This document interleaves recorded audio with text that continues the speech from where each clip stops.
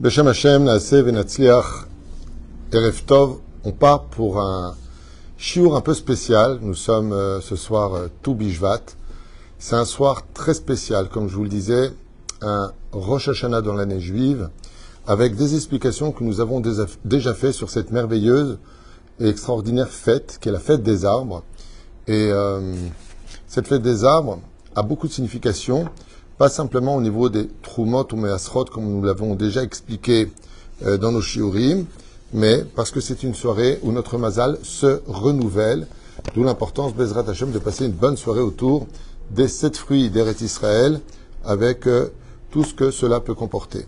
On remerciera pour ce mercredi soir, donc 12 février, et tout Bishvat, comme vous l'avez bien compris, ce shiur qui nous est offert par le tzaddik André Yosef et Joël Tayeb, Hashem Evrech Otam, qui leur donne, Baruch Hashem, beaucoup de fruits dans leur vie, sucrés, pour avoir offert ce shiur qui est offert pour la teshuva et la réussite de leur fils Gilles, Samuel, Benjamin, Ben Yosef, qu'ils vivent dans le Hémet, le chemin de la Torah et des mitzvot de la part de ses parents. Inematov ou Manaïm. Alors, pourquoi ce shiur est un peu spécial?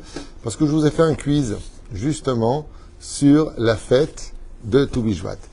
Et le but de ce shiur, c'est que ce soir, ainsi que demain, ainsi que dans l'année, il est très important, même pendant les Shabbatot, les Yamim Tovim, et peu importe dans quelle fête nous serons, ou même passer une soirée entre amis, de noter ces questions que vous allez entendre, afin de les partager avec l'aide d'Hachem. Donc je vous souhaite vraiment une excellente soirée. Chag Sameach l'Ekol Am Israël. On a une pensée très profonde pour tous nos otages, tous nos chayalim, toutes les personnes malades, toutes les personnes blessées qu'on embrasse très fort, et à qui on souhaite, Bezrat Hashem, une achlama meira briut et anavegi oula shlema. On commence tout de suite avec notre première question. Mais avant cela, vous savez que la nourriture en hébreu se dit ma'achal. Ma'achal veut dire nourriture, et quand on prend les lettres du mot ma'achal, même aleph, lamed, chaf, lamed, c'est les lettres du mot malach, qui veut dire un ange. Ainsi donc, chez nous les juifs, quand on mange, quand on étudie, si on fait tous les Shem Shamaim, on crée des anges.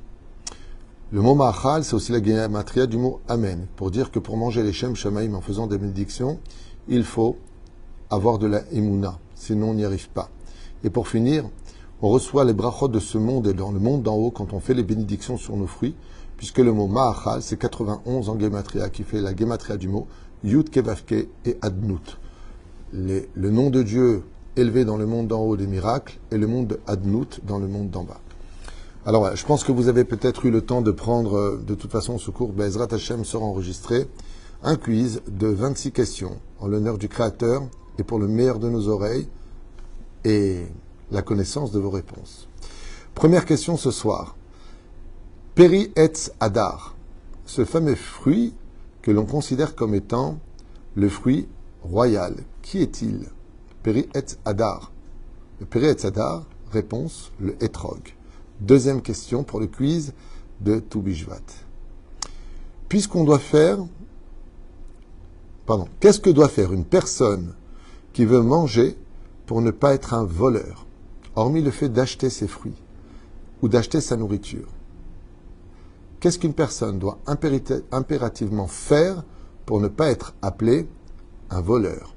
Réponse, dire la bénédiction, car tout celui qui mange sans bénédiction est considéré comme un voleur dans le monde d'en haut. Vis-à-vis de Dieu, il est voleur. Troisième question, quels sont les 3 fruits qu'ont apporté les explorateurs quand ils sont revenus d'Eretz Israël? Les 3 fruits qu'ils ont apportés. La réponse, le raisin, la grenade et la figue. Quatrième question, quels sont donc les 4 autres fruits ou espèces de nourriture que n'ont pas rapporté les explorateurs quand Moshe les avait renvoyés en Canaan? Réponse, le blé, l'avoine, le séor, l'olive et la date. Cinquième question. Quel est le signe du mazal du mois de Shvat en hébreu? Réponse, Dli, le verseau. Sixième question. Qui sont les sages qui disent que Tu Bishvat doit tomber le 15 du mois de Shvat? Qui sont? Qui est l'opinion dans le Talmud qui nous dit que ça tombe le 15 du mois de Shvat? Réponse, Bet Hillel. Question suivante.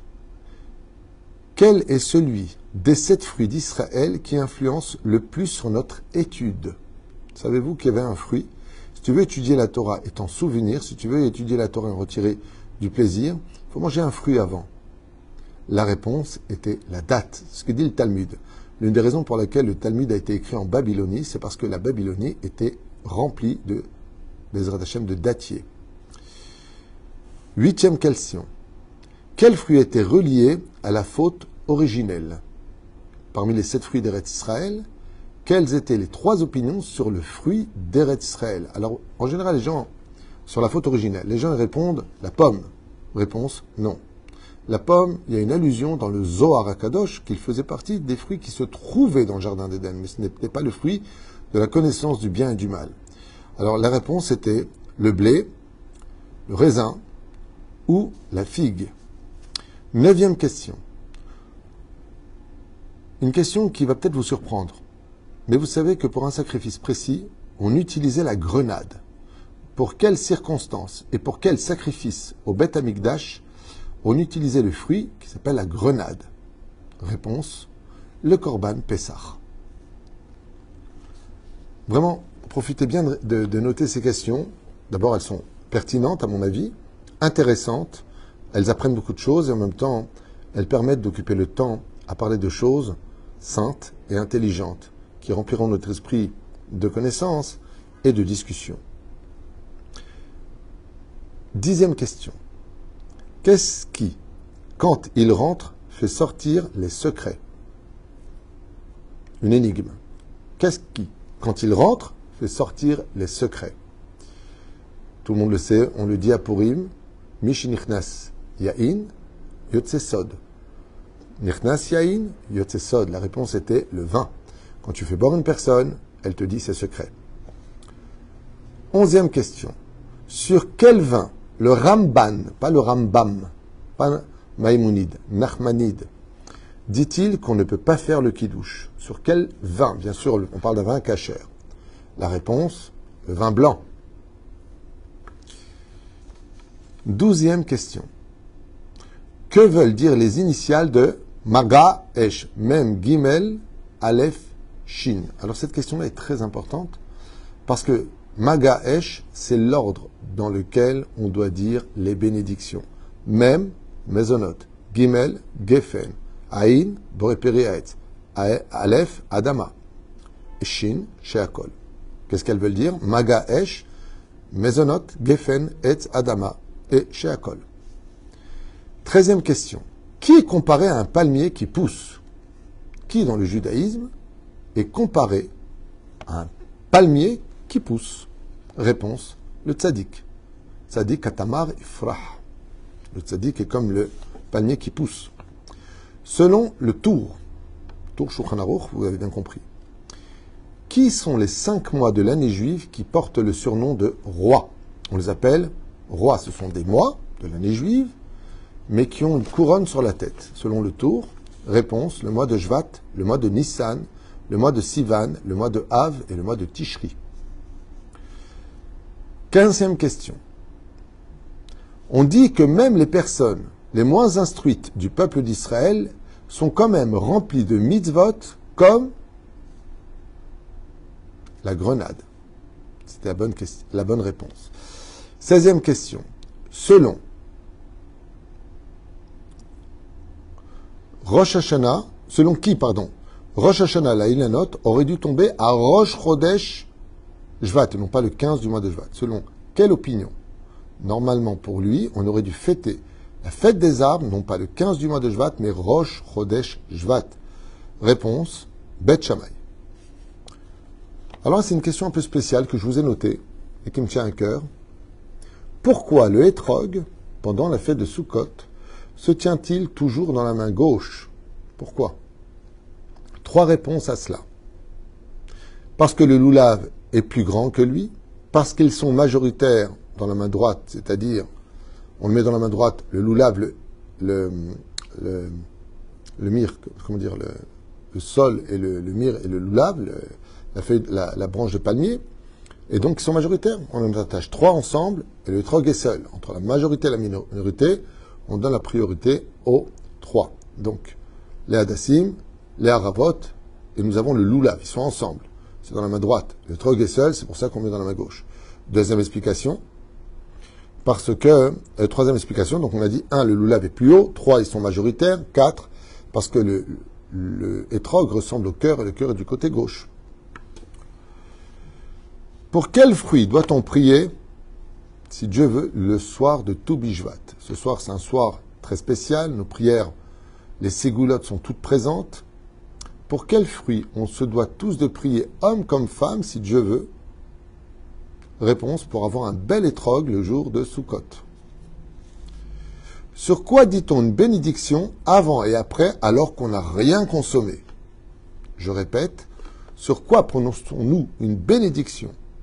Sur quelque chose qui ne se consomme pas avant et après. Vous avez plusieurs réponses, je vous en ai donné 2. La lecture de la Torah, quand tu montes dans la Torah, tu fais la bracha avant et après. La Megillah, avant et après. Et pourtant, on ne mange rien. Yoshua bin Nun était comparé à un fruit, lequel? Réponse, la figue. Et pourquoi la figue? Parce que la figue est tellement difficile à vérifier qu'il faut constamment regarder, re-regarder, re-regarder pour être certain qu'il n'y ait pas de verre à l'intérieur. Et ainsi donc, Yoshua bin Nun, qui était l'élève de Moshe Rabbeinu, se devait de répéter inlassablement les questions à Moshe pour être certain d'avoir parfaitement compris les halachot, les lois juives qu'il lui enseignait. À l'image de la figue, qui se vérifie très longtemps, Yoshua bin Nun est comparé à la figue, parce qu'il était l'élève de Moshe. Moshe qui bel Torah Sinai Sara le Yoshua. Moshe a reçu la Torah du Sinaï, il a transmis à Yoshua. Cette transmission exigeait de la part de Yoshua bin Nun une vérification aussi probante que celle que de vérifier une figue. Même si certains poskim disent qu'il est préférable d'éviter de manger des figues, c'est très dur à vérifier, mais si tu as vérifié, tu manges un petit bout, c'est ce que faisait mon Rav aussi. C'était la 20e question. 21e question. Quel fruit est le plus difficile à vérifier de ces vers de terre? Vous avez 2 fruits. 1, la figue. 2, la fraise. C'est pour ça que ce sont des fruits. La framboise aussi fait partie. 22e question. Donc vous avez 3 dans la liste. On en a plus encore, mais en tout cas les 3 sont pratiquement impossibles à vérifier réellement. 22e question. Face à un aliment dont on ne sait pas quelle est la bénédiction, qu'est-ce qu'on fait comme bénédiction? Réponse, chez Akol. Si tu ne sais pas quoi faire face à un aliment, tu ne sais pas quoi dire, tu dis chez Akol. Qui est la reine des boissons et qui est le roi des aliments? Pour les boissons, la reine, c'est le vin. Quand on a dit Boré Péré Geffen, on ne le refait pas chez Akol sur la boisson. Et le roi des aliments, c'est le pain. Quand on a fait Motzi Lechem, on ne dit pas la bénédiction sur le repas. 24e question. Dans quel cas je ne ferai pas de bénédiction sur l'eau? Par exemple, je bois un verre d'eau, mais je n'ai pas le droit de faire de bénédiction et je ne dois pas faire de bénédiction. Si je n'ai pas soif, ça veut dire que je vais utiliser l'eau parce que je veux prendre par exemple un cachet. Donc je prends un cachet, je prends de l'eau. Est-ce que je fais la bracha? Non. Pourquoi? J'ai pas soif. C'est juste pour me permettre d'avaler mon cachet. Dans ce cas-là, je bois sans bénédiction. 25e question, que dois-je faire avant la bénédiction sur un aliment ou un fruit? Alors réfléchissez bien à cette question qui est si merveilleuse. Malheureusement, pas tout le monde le sait, mais il y a une chose absolument à faire avant de consommer un fruit et de dire la bénédiction. Vous savez c'est quoi la réponse? Réponse, on est obligé de le tenir dans la main. On ne peut pas regarder par exemple une pomme posée sur la table et dire Baruch ata Hashem Elokeinu melech haolam borei peri ha'etz. Après on tend la main pour le prendre. C'est sourd. Il faut d'abord la prendre dans la main et ensuite seulement dire la bénédiction. Et 26e question pour cette merveilleuse soirée de Tou Bishvat l'Ekol Am Israël. Si je ne sais pas si le fruit vient de l'arbre ou de la terre, quelle bénédiction dois-je lui attribuer? Je ne sais pas si c'est Borei Peri Ha'etz ou Borei Peri Ha'adama. Alors, avant d'être un arbre, il est venu de la terre. Mais ce qui sera de la terre ne deviendra jamais un arbre. Par exemple, un melon, ça ne sera jamais un arbre. Une pastèque, ce ne sera jamais un arbre. Donc, étant donné que le Haetz, l'arbre, était d'abord venu de la terre pour ensuite devenir un arbre, mais que celui qui est arbre ne sera jamais celui de la terre, ainsi donc, si je ne sais pas quoi dire sur un fruit qui est peut-être Haetz ou Borei Peri Ha'adama Tshuva, on fera la bénédiction de Boré Peri Ha'adama, et non pas Boré Peri Haetz. Et si je me suis trompé en disant sur un melon Boré Peri Haetz, je n'ai pas fait la mitzvah et je dois refaire la bénédiction. Pourquoi? Parce que le melon ne deviendra jamais Haetz. Donc cette bracha, cette bénédiction n'a pas de rapport avec le fruit consommé. Aval, si j'ai dit sur une pomme Boré Peri Ha'adama, je n'ai pas besoin de le faire. Pourquoi? Parce qu'avant qu'il devienne un arbre, il était un fruit de la terre qui a grandi. 26 questions. Je vous conseille de partager ce Shiur Bezrat Hashem, qui est un quiz sur... je sais que les gens adorent les quiz. C'est des shiurim qui sont demandés, regardés. C'est très agréable. On note les questions. On remerciera André, Yosef, ainsi que Joël, Tayeb, qui nous ont offert ce merveilleux quiz pour la fête d'aujourd'hui, qui est une fête grandiose pour le peuple d'Israël. Comme je vous l'ai dit, à partir du 15 de ce mois-là, il faut être constamment en joie, survoler les problèmes, car tous les 15 jours, Yudke, Yudke, Yudke, toutes les 2 semaines, nous rentrons dans une nouvelle joie. Donc 2 semaines à partir de maintenant, c'est Rosh Chodesh Adar, on doit être heureux. 2 semaines plus tard, Purim. 2 semaines plus tard, Rosh Chodesh Nissan, le mois de la Géoula. 2 semaines plus tard, Pesach. 2 semaines plus tard, Rosh Chodesh, Iyar, je suis l'Éternel, ton médecin. 2 semaines plus tard, Pesach Sheni. 2 semaines plus tard, Rosh Chodesh Sivan. 6 jours plus tard, le don de la Torah.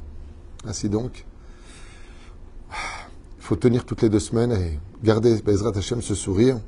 Et une des meilleures façons de l'avoir, c'est de poser des bonnes questions pour intéresser tout le monde, les laisser cogiter, écouter les réponses, en discuter, en débattre, apporter les références et passer de bons moments autour d'une table remplie de lumière. La Tzlachat Gilles Samuel Benjamin Ben Yosef, Shashem Varech Oto V'Yatzlach Bedarko, Amen Ve Amen.